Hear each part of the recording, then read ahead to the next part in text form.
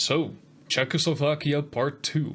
The sequel is always better. This time I will be covering every Czechoslovakian vehicle that could be added to War Thunder, post-dissolution. In Part 1 I already covered all Czechoslovak vehicles pre-dissolution, as well as the history of Czechoslovakia and everything Czechoslovak we already have in game. So make sure to check out Part 1 first for a bit more context. This does mean that in this video, we can get straight to the good stuff. Although I first want to once again give a huge shout out to Pattern for once again helping a ton with research, as well as Stedemat, or War Thunder Czechoslovakia himself, who also gave some corrections on my vehicle lists for Part 2. If you want to help me with researching future projects, or just want to hang out, there's a link to my Discord server in the description. And if you think I got anything wrong or missed anything, let me know in my server or in the comments, and I'll mention any corrections in the next video in the series. Watch until the end to find out which nation that will be. Also, some fair warnings, as I will be deliberately leaving out certain vehicles if they were made for export. Excluded from this are vehicles that were made for export but were never actually exported. Also, this won't be absolutely every vehicle the Czech and Slovak Republic ever used, as they continued to use a lot of vehicles from before they separated, all of which I covered last video and I will not be naming again for obvious reasons. Again, watch Part 1 first. I first want to cover a handful of things and vehicles I missed in Part 1. Firstly, there was another version of the TNH, the tank proposed and rejected by Persia, called the TNHP, now having an additional machine gun on the roof. Despite this massive modernization attempt, it was still not accepted by Persia. There's another competitor to the LT-35, the Pt.2R or the LT-VZ-34R. It gets an upgraded engine with better suspension and a new, very peculiar mantlet. There's a slightly later version of the MU-6, now with an added machine gun and maybe a different gun. The T-36 Minoda 1 is a Czech-made T-34-85 equipped with a mine-clearing device, similar to that of the M4 Sherman Crab. Don't think it'd be super useful in game, but it could be funny. There are plans to arm the T-34 as well as the Praga V3S truck with RPL-1 100mm anti-air rockets. Not entirely sure how that would work, but sounds awesome. The vehicles were sadly never fully made, but prototypes for the rockets were. Czechoslovakia captured a good number of German Hummels,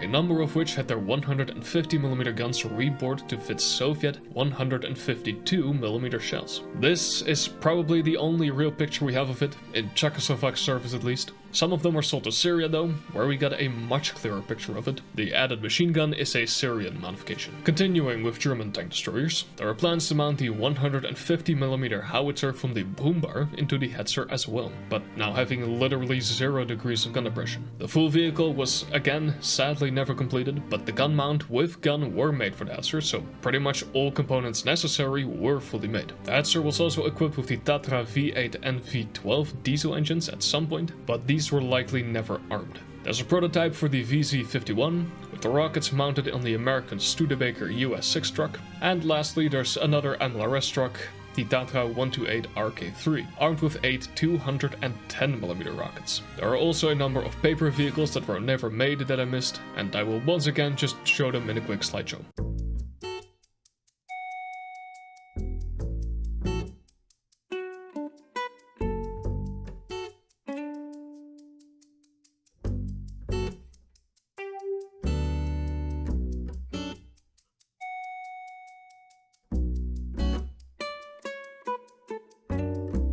For the rest, I said the LT-35 in Czechoslovak service only ever had 3 crew members, but they did apparently later receive the 4th, with the LT-38 possibly as well. In the previous paper vehicle montage I showed this abomination without knowing the actual name, but apparently it's called the Tatra Atypický tank, or atypical tank, which, yeah, that's one way to put it. This decal, of which I wasn't sure what it actually was, is from the Slovak National Uprising, where Slovaks formed a resistance group in 1944 to fight against the Nazis. And this emblem can be pretty easily found on the LT-38s. Lastly, there were several people commenting regarding the joke I made in the intro, saying it wasn't correct as the tank manufacturer Skoda and the car manufacturer Skoda were separate, to which I say, get fucked. Now, let's look at some more modern stuff, starting with Czechia, as it's the first part of Czechoslovakia, and also because I've heard from a trustworthy, albeit Czech source, that it is the better of the two nations.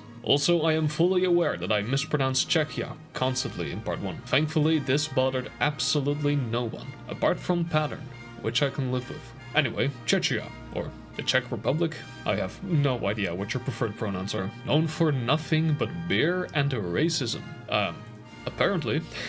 Hey, his words, not mine. Anyway, tanks. We have a lot of T-72 variants to go through. Starting with the T-72 Savan 15, a testbed for a new fire control system, and that's about it. The T-72EA are old T-72M or M1s, upgraded with ERA and more smokes. And a lot of these can be seen in Ukraine right now. The prototype for this thing has less overall ERA coverage and no side skirts, but added rubber flaps on the turrets similar to the T-80U. The T-72EA has also been seen without any ERA for promotional purposes. I have no clue why they did this though. The T-72M4CZ are way more heavily modernized T-72 M1s, getting Dyna 72 ERA, the engine from the Challenger 2, as well as a new transmission, giving the T-72 an actual reverse gear. Finally, it also gets a laser warning receiver and the Terms T laser rangefinder and Generation 2 thermals, which, yes, are the same as on the T-72 AV Terms T in the game. The prototype for this thing, the T-72M3CZ, is the same, apart from retaining the old engine and transmission. The T-72M5 are T-72 M1s equipped with just the Dyna 2 ERA. Two of these were even sent to the US for testing. The T-72 Scarab uses the Excalibur Dyna ERA, as well as thermals, a laser rangefinder, and a new engine. It's just a prototype though. Alright, last T-72 variant, the T-72MP, a Czech-Ukrainian demonstrator aimed at the export market. But no one seemed to be interested in it, despite it being a very thorough upgrade package. It gets a completely new engine and fire control system, with proper stabilization this time, a ton of add-on armor including ERA, and the Varda active protection system, the Ukrainian version of the Stora 1. Czechia's current MBT in service is the Leopard 2A4. All 14 of them, somehow having even less tanks than we the Netherlands. They have ordered a grand total of 77 Leopard 2A8s though, which would have new sensors, a much improved fire control system, additional roof armor, an RCWS with a 12.7 in it, a better engine, and of course, most notably, the trophy ABS. If only it would work in-game. Also, why the hell did they mount it on the face of the turret instead of the sides like a sane person? It'll be shot immediately, and more importantly, it looks so bad. Is it to make it easier to transport on trains or something? Would it really be that difficult to remove them for transport and re-add them at the destination? Anyway, let's turn our attention to the light tank line for Czechia, which will be a lot longer section. Starting off with a vehicle I'm not sure should be added, the Patriot 1 and 2. Domestic 4x4s capable of going 110 km per hour. The Patriot 1 only gets a 12.7mm in RCWS, so it would be somewhat usable at 1.0, where it would look super out of place, so no please. The Patriot 2 gets more armor, as well as now a 20mm in RCWS. This one could work as an SPAA as well, or otherwise another XM800 pretty much. The Patriot 2 Gladius Max gets upgunned again, now with a 30mm. Czechia tested the Patria 8x8 with both an Italian Hitfist turret and the RCWS 30 turret, same as the Nammer, but these were rejected in favor of the Austrian KBVP Pander 2, Czechia's current main APC. This is the first version presented to Czechia by Austria. It's amphibious and is once again armed with the RCWS 30 turret. Czechia produced these themselves, with the production version being almost entirely identical, apart from getting some more add-on armor. The M1 version was a minor upgrade designed for combat in Afghanistan, receiving sled armor but losing its amphibious capabilities. The KBV VR version is the command variant, deliberately looking identical to the regular version. It doesn't get the spikes like the base version, but in return does get up to 6 crew members instead of the 3 to 4 of the base version. The KBV PZ Pander 2 is the recon variant, getting the best and most important ability currently in the game, an extendable CITV. The KBV PZ LOK gets an additional ground radar. There are also some prototypes of the Pander 2 with active protection systems, like the PAO system shown here, or the light EFA APS. Heavier versions of the EFA systems were also tested on an OT-64 and T-72, but these vehicles were not functional and were just mounts for the systems pretty much. Some different turrets were mounted on the Pander, like the Samson Mark II, similar to the Vilkas. The Pander 8x8 Evo is a prototype for a heavy modernization of the Pander, getting the new UT-30 Mark II turret. Equipped with Spike LR or LR2 missiles, Iron Fist APS system, same as the Challenger Black Knight, a drone jammer, and a drone launcher. The Pander body itself gets an update as well, receiving better armor but once again losing its amphibious capabilities. Lastly, for the Pander, we have the Elbit Sabra Pander, a Czech-Israeli prototype aimed for the Philippines, but they rejected it. It has the same turret as the Centauro 120 in-game, though it would have been armed with a 105mm instead. A newer turret was also considered, but this only remained a render. The Zuber were prototypes for fully domestic wheeled APCs in either a 6x6 or 8x8 layout, and would have had an Italian Hitfist turret, though exact weapons are unknown. These were never fully completed, but 3 hulls were made, though likely only in the 8x8 configuration. Alright, that's all wheeled APCs out of the way, but thankfully we have a ton of BMP variants to go through. The BVP-1MA, yeah, again, BMPs were renamed to BVP in Czechoslovakia, but they're exactly the same. As I was saying, the BVP-1MA was a prototype armed with a single-man Kuka E8 turret and had a 30mm Bushmaster 2. The BVP-1MB is the exact same, I guess. The BMP M1CZ was a deep modernization of the MGC-1, an APC derived from the BVP. It gets the Slovak Tura 30 turret, sled armor, several protection systems, and a camouflage designed by an epileptic 3-year-old. The BVP M2 SKCZ is still for sale actually, and a heavy modernization of the BVP-2, getting again the Tura 30 turret, stronger engine, customizable add-on armor, and an IED jammer. The BVP Mexica upgrades this even further with more armor and rear sled armor. The BVP-2M DVK-30 or VOP-30 gets a different turret, now with just a 30mm and smoke grenades. The BVP-2M Excalibur again uses the Samson Mark II turret. Yeah, Czechia really tried to modernize their BMP fleet, to no real avail, so instead they're now looking for replacements. They tested a bunch of vehicles like the Schützenpanzer Puma, the KF-41, Dutch CV-90s, let's fucking go, and this one Spanish abomination called the Assad-42. They also made a modification of the CV-90 by putting the MCT-30 turret on it, the same as the VBCI in-game, with all the same weapons. But they couldn't simply just place the turret on an existing CV-90 hull, no. They first thought, hey, what if we just gave the CV-90 a brain hemorrhage first, and turned it into fucking this? Thankfully, the base CV-90 was eventually chosen, and Czechia has already ordered a ton of them, alongside Slovakia. Spoilers. These are all based on the CV-90-30 Mark IV, the same one already in-game. Czechia ordered 141 PBVB CV-90-30 CZ Mark IVs, being the base combat version, getting an additional trophy active protection system, and a domestic commander-side laser warning receiver and drone jammers. They also ordered 31 command versions called the PBV-V, though being functionally identical, as well as 18 of the PBV-PZ,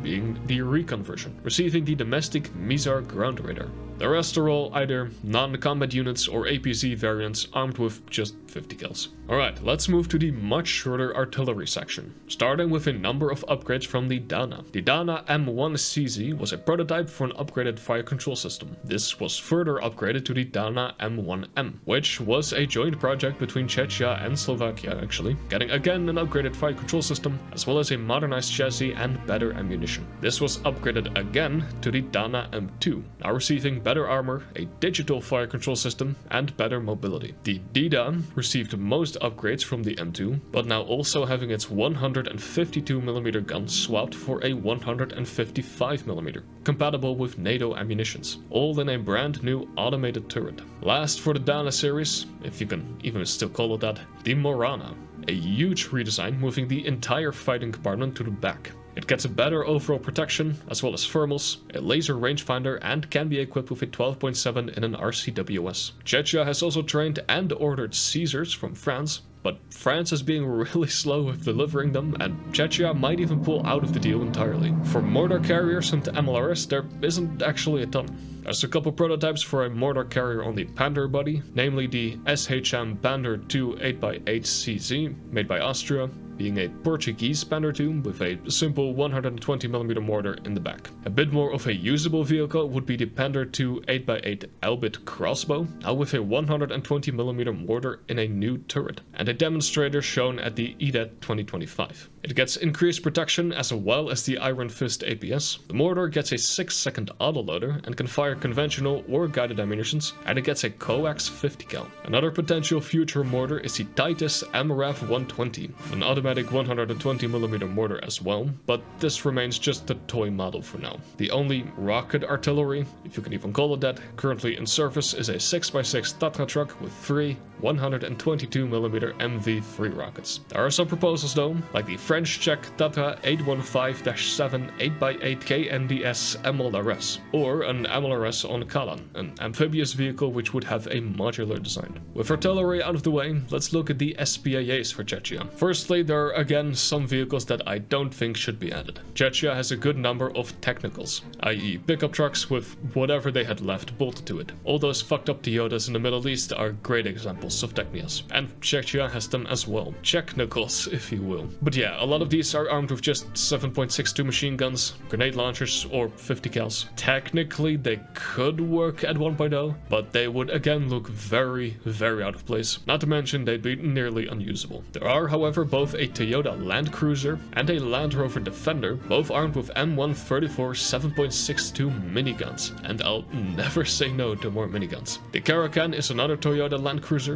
now with a bit more usable 14.5mm KPV M1. The MR2 Victor is yet another Toyota, now armed with the ZPU-2 system, i.e. double 14.5s, though it can also be equipped with thermals as well. The Mars 4x4 S330 is now a decently armored domestic 4x4, armed with 3 RBS-70 NG surface-to-air missiles, very similar to those of the Azerad R in-game. The same SAMs were placed on the Tatra T8157, with nothing else, and it looks pretty funny. Czechia upgraded some of their Soviet systems. They made a demonstrator for an upgrade package for the Shoka, together with some other nations, aimed at Azerbaijan, but they haven't accepted it yet. Maybe because Azerbaijan doesn't have a ton of Shokas. It gets a new radar and sights, 4 new Verba manpads, and a drone jammer. Czechia Strela 10M's got an upgrade to the S10M2D. Pretty much the only thing that got added to this is data link, meaning it can use info from other allied radars, which is super fucking handy, and I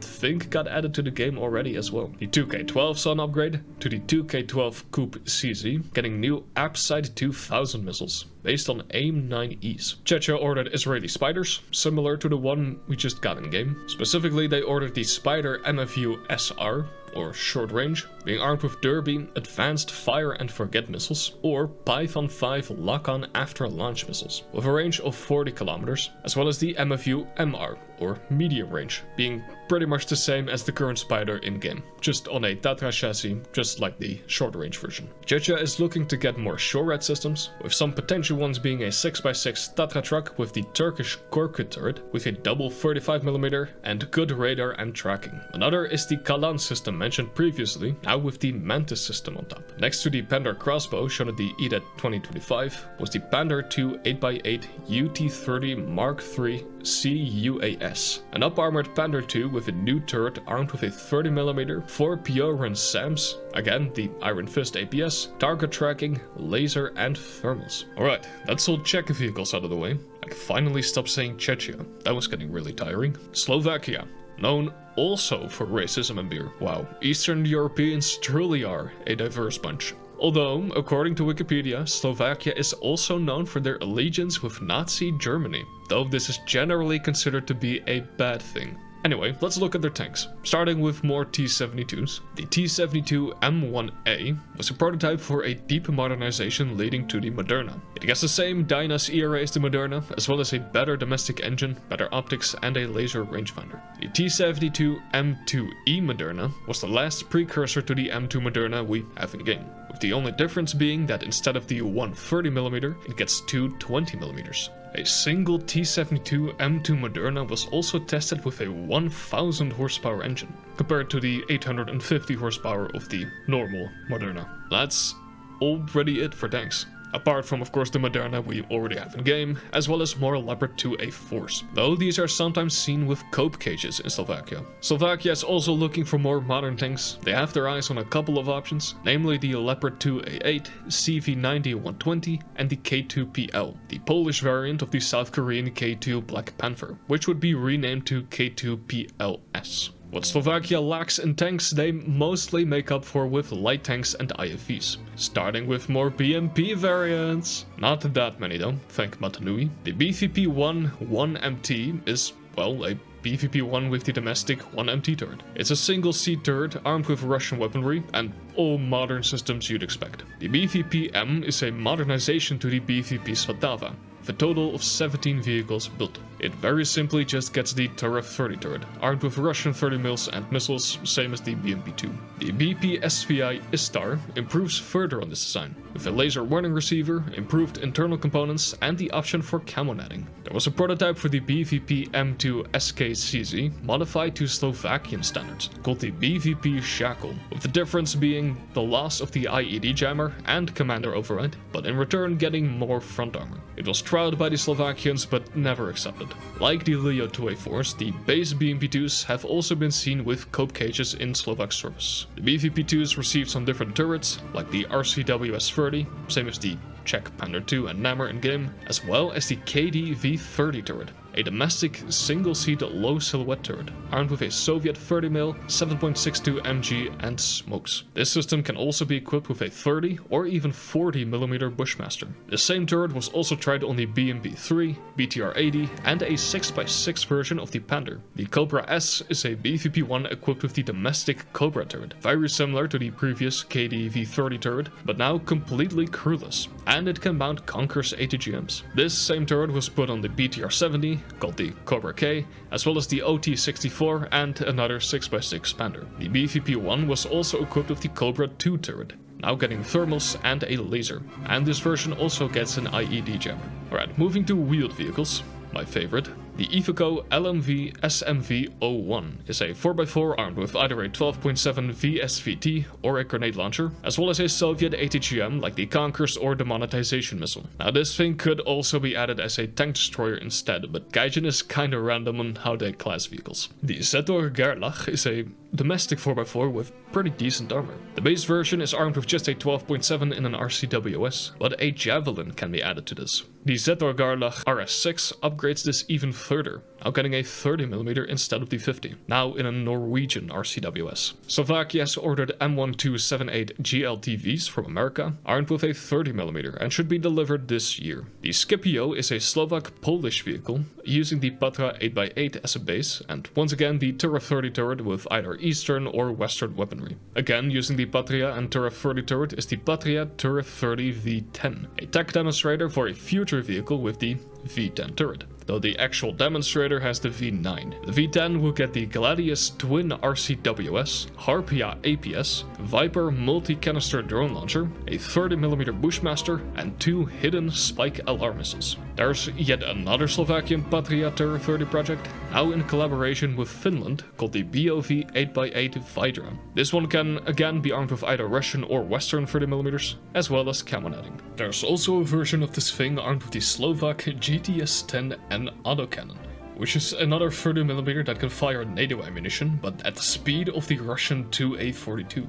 One has already been delivered to the Slovak army, with 74 more to come in the future. The Korsak IFV is a joint Austrian-Slovak-Czech project, using the Panther 2 and Turret 30 turret once again. It has been seen with a variety of weapon configurations, Russian 30mm and missiles, Western Bushmasters and spikes, or just the Bushmaster. There's also a slightly newer version with a newer hull, and a version with add-on smokes called the SA variant. There are some more light tanks Slovakia is looking to get in the near future, like the Zetor Wolfdog series, coming both in an IFV and proper light tank variant, armed with a 120mm gun and an APS. Like Czechia, Slovakia is very interested in the CV90 system. They've even trialed the CV90-50, same as the Mark IV in-game, but now with a 50mm autocannon, which I believe would be a new caliber in the game. Slovakia has ordered a bunch of variants of the CV90, all basically the same as the Czech versions, just with 35mm guns instead of the 30 of the Czechs. Slovakia has a decent number of artillery vehicles, starting again with some more modernizations of the Dana. There were 8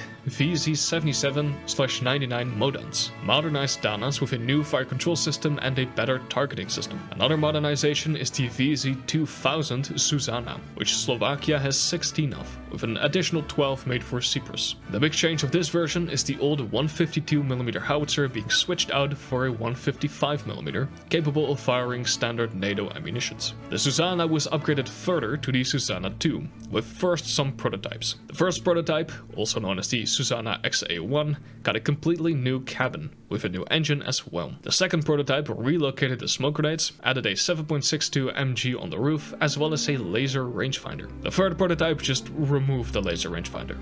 No clue why. The finalized Susanna 2 saw a limited production run with 25 made for Slovakia and an additional 24 for Ukraine. The final version is very similar to the final prototype, except it returns the laser rangefinder and gets a 50 cal on the roof. The turret of this thing was trialed on a couple other vehicles, like the T-72 M1, called the Susanna A40 Himalaya, and the Polish UPG NG, called the Diana.